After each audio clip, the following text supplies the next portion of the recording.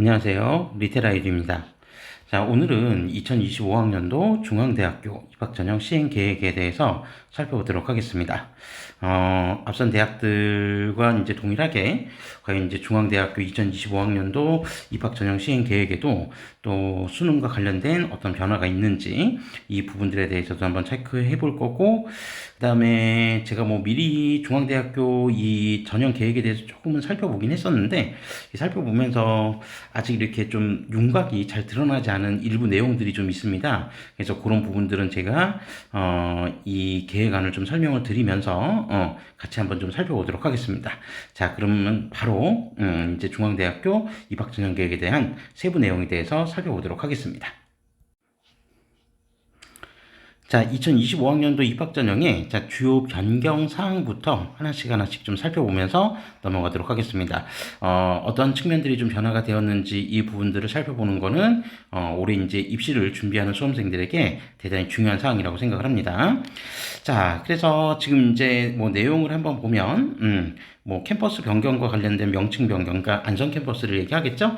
그래서 그 캠퍼스 이름이 뭐 다빈치 캠퍼스로 뭐 변동되었다는 건 이미 이전에도 뭐 있었던 내용이었고, 자, 우선 이제 가장 중요한 모집 규모, 즉 모집 인원부터 한번 좀 살펴볼 건데, 자, 모집 규모는 일단 전년도하고 비슷한 수준으로 지금 유지가 됐습니다. 그래서 총 4,955명을 모집을 하는데, 뭐 이 중 정원 내 모집 인원은 4,379명, 그 다음에 정원의 모집 인원은 576명이다.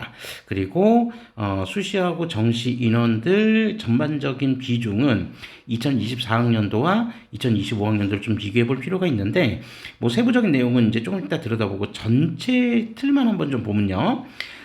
총 개를 한번 비교를 해보면 전년도하고 2025학년도에 모집 인원 자체가 큰 차이가 별로 없습니다. 큰 차이가 별로 없고, 그 다음에 수시 전형 같은 경우에는 2025학년도에 2,793명, 즉 전체 모집 인원의 56.4%를 모집을 하고, 그 다음에 2024학년도 같은 경우에는 2,791명, 56.1%의 비중을 차지하고 있었습니다. 그러니까 실 모집 인원은 불과 이제 2명 정도밖에 차이가 안 났기 때문에 거의 인원 변동은 없다고 보시면 되고요.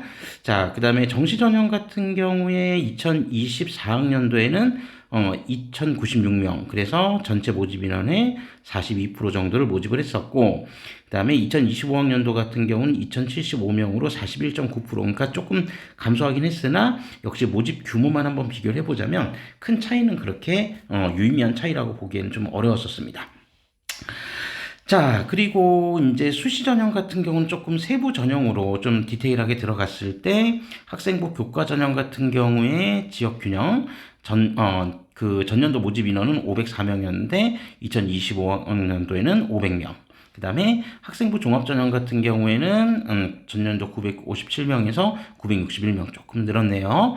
특히 이제 좀 이따 이제 말씀드리겠지만 올해 2025학년도 중앙대 신입학 전형에서 학생부 종합 전형의 모집 방법은 조금 변경이 됐습니다.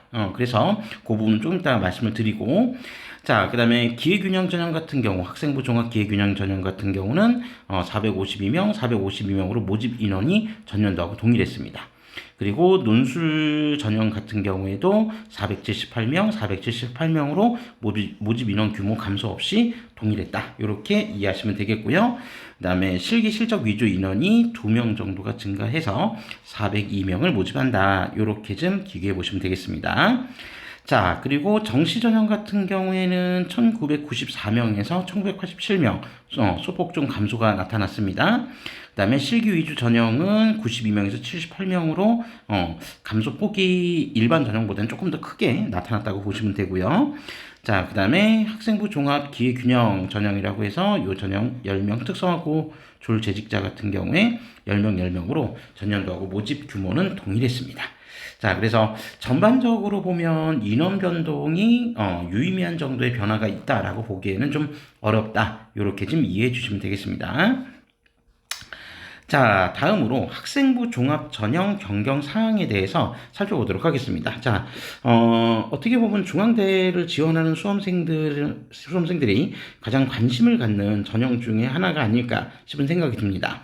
자, 그래서 뭐 이미 전년도 같은 경우에 명칭 자체를 좀 바꿨었죠. 그러니까 이전에는 뭐 재작년 같은 경우에는 뭐 다빈치 전형, 그 다음에 뭐 탐구형 전형 이런 식으로 돼 있었던 거를 전년도에 CAU 융합형 인재형과 그 다음에 CAU 탐구형 인재형으로 명칭을 변경을 했었는데 2025학년도에는 이제 명칭 변경은 따로 하진 않고요. 모집 방법만 변경을 했습니다.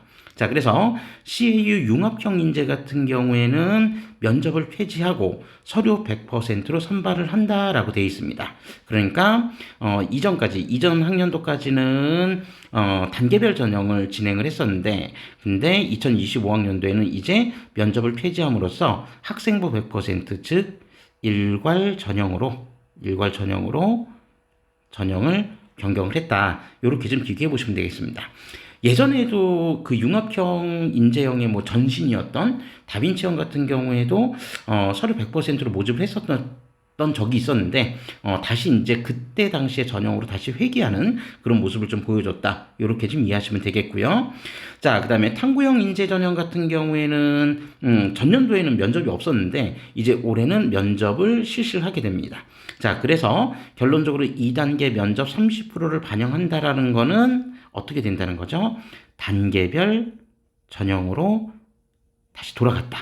이것도 예전하고 또 똑같이 이제 다시 회귀하는 그런 모습을 보여줬습니다. 그러니까 2025학년도 같은 경우는 2024학년도하고 비교했을 때 이 두 개의 전형이 2024학년도에는 서로 모집 방법이 좀 달랐었던 거죠. 그러니까 2024학년도에 융합형은 단계별 전형으로, 탐구형 전형은 일괄 전형으로 모집했던 방식을 서로 이제 뭐 바꿔서 융합형은 다시 일괄로, 그리고 탐구형 전형은 단계별 전형으로 바꿨다. 그래서 단계별 전형 같은 경우로 바꾸게 되면 기본적으로 1단계 같은 경우에는 서류 100%, 학생부 100%로 평가를 하고, 그 다음에 2단계 같은 경우가 바로 여기 면접이 30%가 들어간다고 얘기를 했기 때문에 서류를 70% 반영을 하고 여기에 면접 30%를 합산해서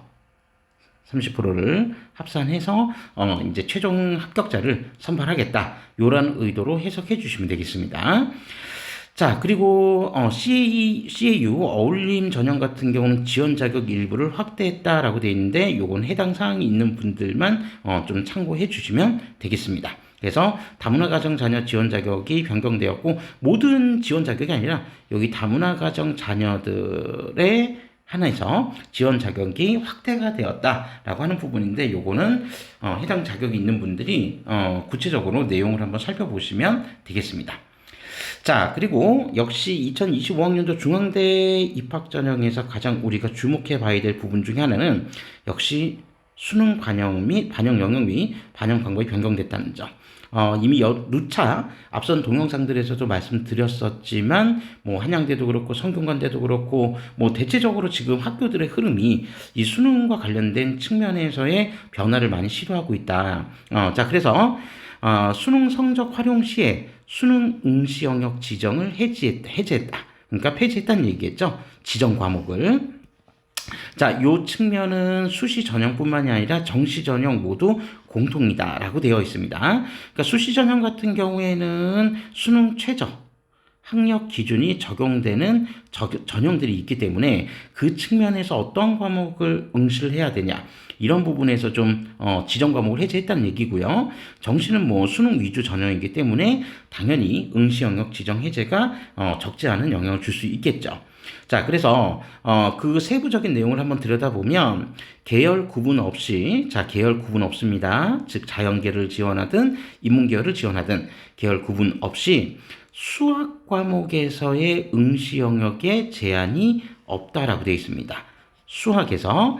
자, 그리고 탐구는 사과 탐에 응시한다고 되어 있는데, 그러니까 뭐 전년도에도 탐구 같은 경우는 사과 탐을 자유롭게 선택할 수 있게 허용을 해줬었으니까 뭐 이거는 크게 문제는 아닌데, 수학 같은 경우에는 뭐 여러분들이 지레짐작하시겠지만 자연 계열 같은 경우에 지원을 할 때, 그러니까 수학 자연 계열을 지원을 할 때는 수학에서 미적이나 기하를 선택했어야 되는 게 2024학년도 수능 응시 과목이었었습니다. 근데 이 부분에 대해서 응시 영역에 제한을 두지 않겠다라고 한다는 거는 자유롭게 선택을 해도 된다. 즉 계열 구분 없이 확통을 선택하든 미적을 선택하든 기하를 선택하든 그거는 자유롭게 이제 선택할 수 있게 되었다라고 하는 부분들을 이제 조금 얘기하고 있고요. 자, 중요한 변화 중에 하나입니다. 자, 그리고 정시 수능 영역별 반영 비율이 변경이 되었다. 그래서 일단 이제 수학에 대한 어떤 지정 과목 자체가 해제가 됐기 때문에 수능 영역별 반영 비율이 변경이 되고 탐구 영역 가산점이 도입이 됐다라고 되어 있는데 이 내용들은 나중에 정시 전형 할 때 좀 더 구체적으로 살펴보도록 하겠습니다. 근데 중요한 점은 미리 좀 말씀을 드려야 될 게 이 탐구 영역 가산점 도입에 대한 부분은 제가 이제 조금 한번 먼저 살펴봤었을 때, 그러니까 뭐 어떤 식으로 이제 가산점을 도입하겠다라고 얘기가 지금 나와 있냐면, 그러니까 인문 계열 같은 경우에 예를 들어서 지원을 하는 수험생들한테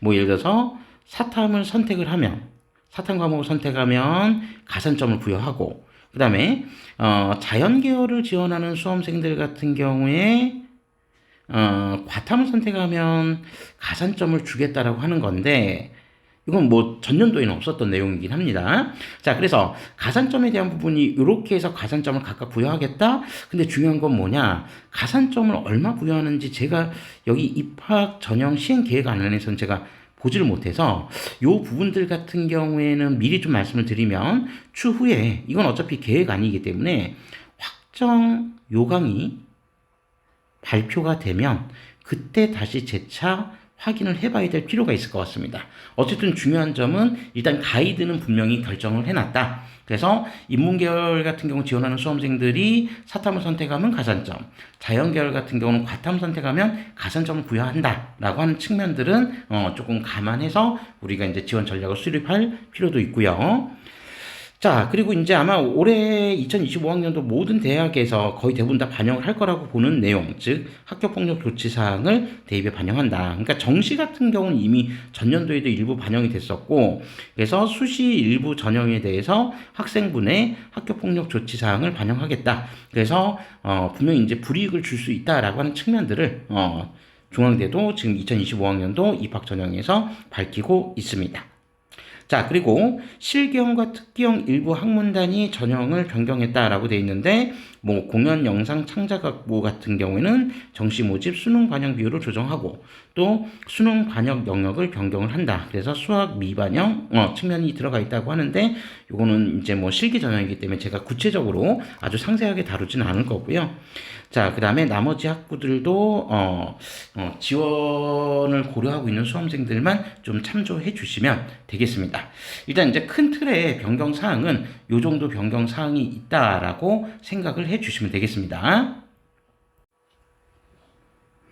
자, 다음으로 한눈에 보는 이제 입학 전형이라고 해서 이제 중앙대가 전형별로 어떻게 학생들을 모집을 하는지 개괄적인 내용들이 좀 나와 있는데 저희는 이제 나중에 수시 전형, 정시 전형 볼 때 보다 상세하게 말씀드리겠지만 일단 기본적인 틀 자체는 좀 한번 먼저 훑어보고 가시는 것도 좋을 것 같습니다. 자, 그래서 우선 이제 수시 전형 같은 경우에 학생부 교과 전형이라고 하는 지역 균형 전형 같은 경우에 모집 인원은 500명이고, 자, 우리는 이제 전형 요소, 그러니까 평가 방법만 조금 한번 살펴보고 할 건데, 일단 이제 학생부 교과 전형이기 때문에 학생부 100, 그래서 학생부 교과 90과 그 다음에 비교과 출결 10으로 계산을 한다는 얘기입니다. 그래서 비교과 출결 같은 경우는 이제 이런 측면들을 반영한 학교들은 거의 대부분 다 동일하지만 기본적으로 민정 출결 문제에 대해서만 이제 감점을 적용하는 그런 측면에서 이제 계산을 한다. 요렇게 좀 기억해 주시면 되고요. 자, 그 다음에 가장 중요한 부분은 바로 학생부 종합 전형이죠. 올해 모집 방법이 바뀌었다라고 말씀드렸으니까요. 자, 그래서 CAU 융합형 인재 전형 같은 경우에 전년도의 단계별 전형을 폐지하고 이제 일괄 전형인 서류 100%로 평가를 한다. 요거 꼭 기억해 주셔야 됩니다.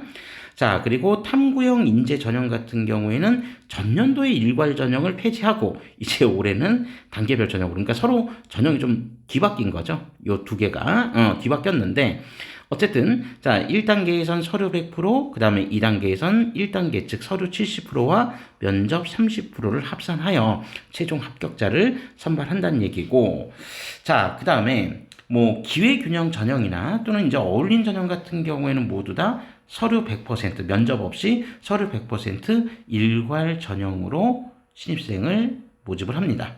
다만 지원 자격 요건은 직접 해당이 되는지 안 되는지 확인을 좀 해주셔야겠죠. 자, 그 다음에 논술 전형 같은 경우에는 이제 모집 인원 변동도 전년도하고 비교했을 때 없었고, 그래서 뭐 논술 70%와 학생부 30, 이 학생부 30은 교과를 반영을 하겠다는 겁니다. 자, 그래서 교과 성적 20과 비교과 10%를 역시 합산을 해서 반영을 하겠다는 건데, 뭐 논술 비중이 워낙 크기 때문에 논술하고 수능 최저학력 기준이 좀 중요하다, 이렇게 보시면 되겠습니다. 앞서서 이제 뭐 말씀드렸던 지역균형 같은 경우 여기 지금 보면 수능 최저학력 기준 여부가 좀 나와 있는데, 교과형 같은 경우 지역균형인 학생부 교과 같은 경우는 수능 최저 있고, 그 다음에 여기 논술 같은 경우에도 수능 최저가 있고, 그 다음에 학생부 종합 같은 경우는 수능 최저가 없다, 이렇게 좀 비교해 보시면 되겠습니다. 자, 그리고 실적 위주 전형은 이제 지원을 고려하고 있는 수험생들이 조금 한번 상세하게 좀 살펴보시면 될 것 같고요. 자, 그 다음에 정시 전형 같은 경우에는 수능 위주 전형이라고 해서 일반 전형과 크게 보면 뭐 기회균형, 실기형은 여기서 따로 살펴보지는 않겠습니다.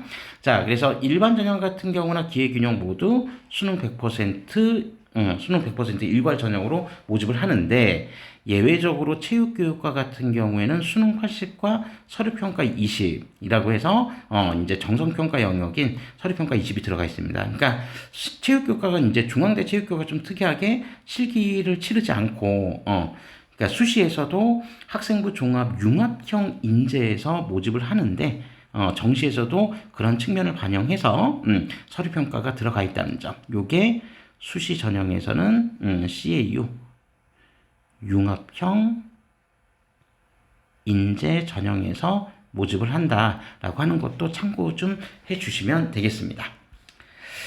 자, 그러면 앞서서 이제 뭐 수능 최저학력 기준이 반영되고 안 하는 부분들이 좀 있기 때문에 그 부분들에 대해서 좀 먼저 또 전반적으로 기본적인 내용들을 좀 살펴보고 좀 넘어가도록 하겠습니다.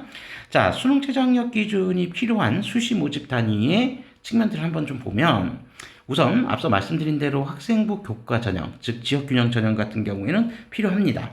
자, 필요한데 뭐 계열별로 조금 다를 수 있습니다. 자, 그래서 일단 인문이나 자연 같은 경우에 약학부를 제외한 인문과 자연 같은 경우에는 물론 이제 여기 서울, 그 다음에 여기 다빈치는 안성, 경기도 안성 캠퍼스를 얘기를 하는데, 아무튼 그 서울 인문자연 같은 경우 약학부를 제외한 인문자연은 자 기본적으로 국어, 수학, 영어, 사과탐.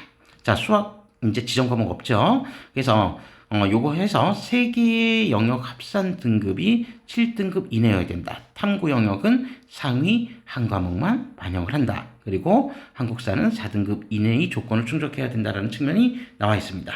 자, 특히 이 삼합실이라고 하는 것이 이제 다른 대학교들, 그러니까 상위권 대학교들하고 비교해 보면 거의 비슷한 수준인데, 다만 전년도부터 삼합 7등급을 반영하는 데 있어서 중앙대가 새롭게 시도했던 방법 중에 하나가 바로 영어 영역 같은 경우에 등급 환산이죠. 그래서 영어 영역 같은 경우에는 영어, 수능 영어 1등급과 2등급을 통합해서 1등급으로 간주한다.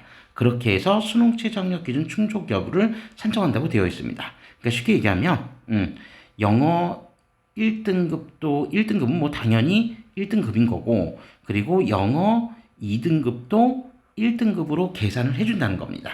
자, 따라서 요 부분들이 다른 대학들, 그러니까 뭐 비슷한 뭐 성균관대나 고려대나 이런 학교들과 좀 비교를 해봤을 때 상대적으로 영어에 대한 부담이 조금은 낮다라고 하는 측면들, 이런 부분들은 좀 감안하셔야겠죠.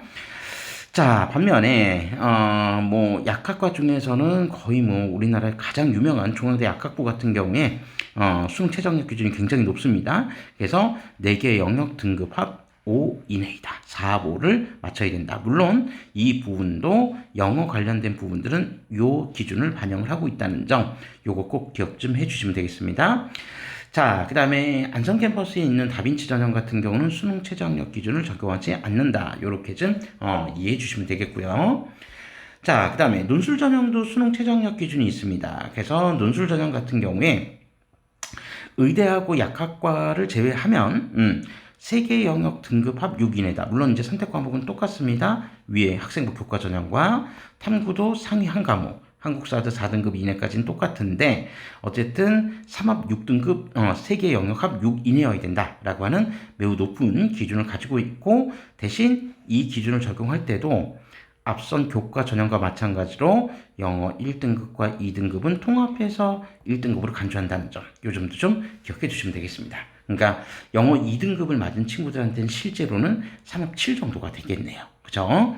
자, 그 다음에 약학부는 4합 5, 의학부는 4합 5, 그리고 여기에 이제 약학부랑 다른 거는 탐구 영역이 2과목 평균치를 반영한다는 거. 그래서 의학부가 약학부보다는 좀 더 높은 기준을 가지고 있다. 이렇게 좀 기억해 주시면 되고, 그 다음에 다빈치 캠퍼스 같은 경우에는 2개 영역 합 6 이내다.